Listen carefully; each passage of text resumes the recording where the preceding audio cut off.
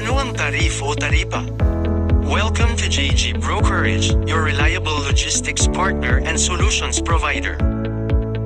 Ang customs duty ay nakabase sa tariff na mayroong Harmonized Commodity Description and Coding System na karaniwang tinutukoy bilang Harmonized System o pinasimpleng HS Code. Ito ay isang multi-purpose international product nomenclature na binuo ng World Customs Organization o WCO. Ang bansang Pilipinas ay member ng WCO. Bawat produkto ay may iba't ibang duty percentage. Binubuo ito ng higit sa 5,000 mga grupo ng produkto o kalakal.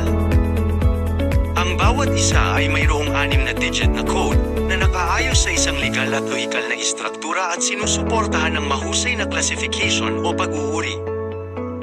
Ang sistema ay ginagamit ng higit sa 200 mga bansa bilang batayan para sa kanilang mga taripa sa customs at para sa koleksyon ng mga product international statistics.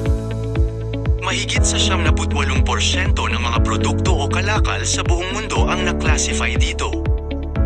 Ang ating HS Code ay nakalathala sa librong Tariff Code of the Philippines.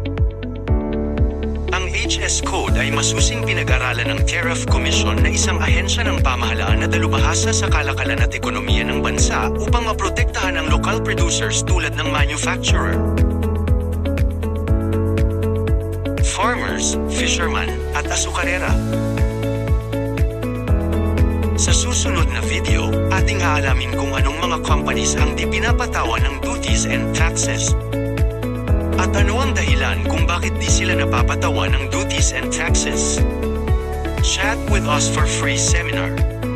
Please like, share, and subscribe sa JG Brokerage para sa dagdag kaalaman.